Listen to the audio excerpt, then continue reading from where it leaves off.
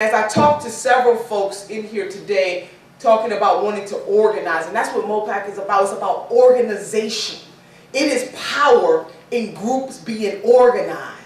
Because those of us who are elected, and I believe that I am an elected ministry, those of us who are elected to office, we are elected because it is your power. It is not our power. And our job is to articulate your will to help you create a better life for yourselves, for your children, and for generations yet unborn. That is our job. And any elected official who does not believe in that does not deserve your vote. And that is why you must be organized, so that you can put elected officials on record, that you bring us before you to talk about the issues that matter to your community, to your family, to this state, and to this nation, and that you scorecard us about how well we are doing.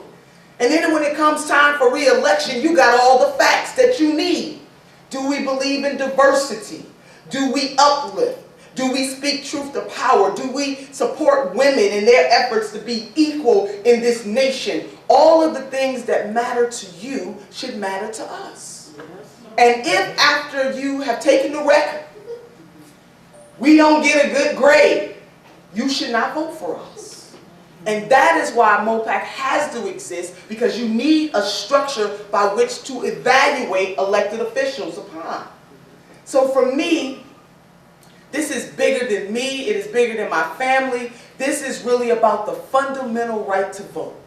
And I don't care how people vote. They can lean a little red, a little blue, a little purple, a little country, a little rock and roll, a little R&B. I just want people to have the fundamental right to vote, to be able to express themselves through the power of that ballot box, which is so important. We are 50 years from the civil rights movement in this great nation of ours.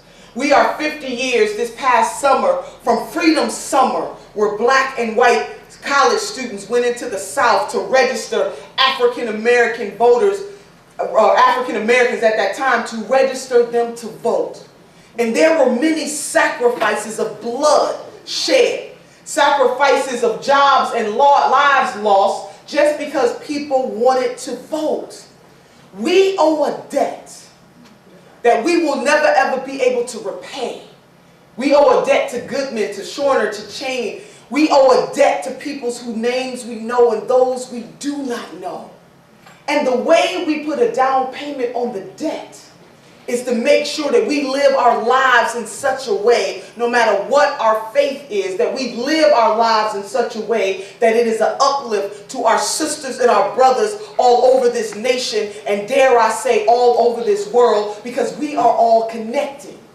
But what we can do in these United States, in this great state of Ohio, in this moment, at this time, is to exercise our most fundamental right to vote.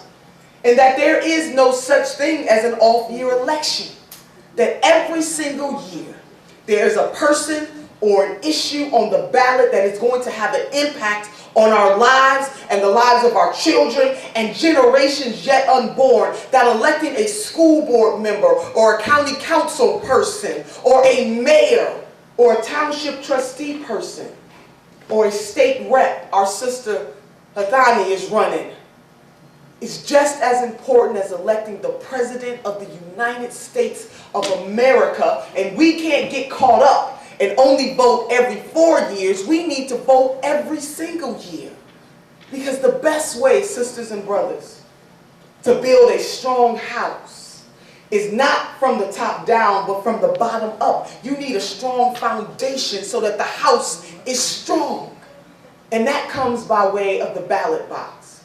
So I am here to ask you for your support in helping me to make history in this great state and becoming the first African American Democrat to win statewide office in the great state of Ohio. I stand here in the gap for all of humanity, and I make this promise to you that I will be cheerleader in chief going throughout this state, making sure that, as my grandmother used to say, lottie-dottie and everybody gets their opportunity to exercise their right to vote. It is power in our vote, and you shouldn't let anybody take that for granted.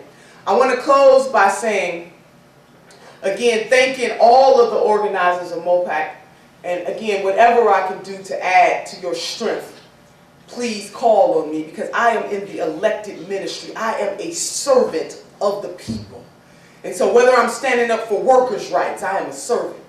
Whether I'm standing up for women's rights, I am a servant. Voters' rights, I am a servant. The people's rights, I am a servant. So in closing, 3 things I want you to remember. Number 1, I believe that the creator of this great universe has given us 2 hands. One to reach forward and one to reach back, lifting as we climb. We are our sisters and our brothers' keepers, and what affects one directly affects us all indirectly. Number 2, and most importantly, we can't ask other folks to do more for us than we are willing to do for ourselves. I think Brother Frederick Douglass put it this way. He said, you might not get everything that you work for, but you will work for everything that you get. And lastly, in the words of my grandmother hails from the South. She could not read or write, but she could count her money. And she kept her money in the Southern Ladies Bank and Trust with a handkerchief. When I asked my grandmother, what does it take to be successful in this thing called life, she said, my dear granddaughter, all you need are the 3 bones. The wishbone, the jawbone, and the backbone.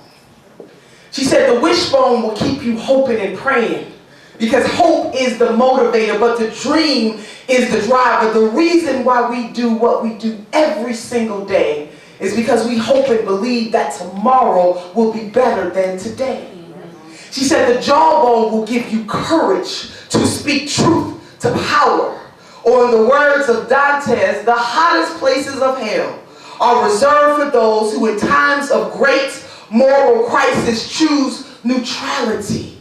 Brothers and sisters, we have a great moral crisis on our hands, and we must not be neutral. We must lift our voices. It should matter that you are in the room.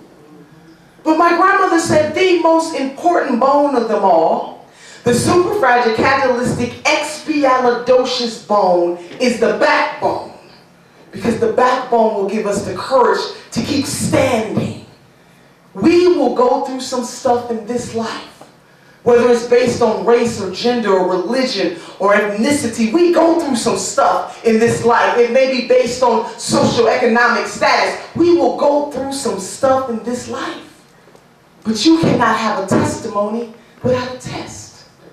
And we are being tested about how strong we are going to stand when it counts for people who cannot stand or speak for themselves. Ultimately, the power is in our hands to make a difference in this world, in this life, at this time, in this moment. And no matter what anybody has to say, everyday people like you and like me, if we put a little extra on our ordinary, extraordinary things begin to happen.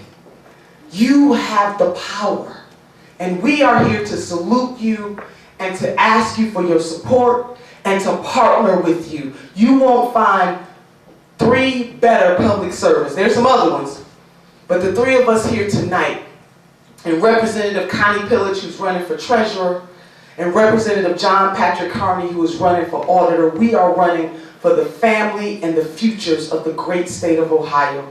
God bless you all.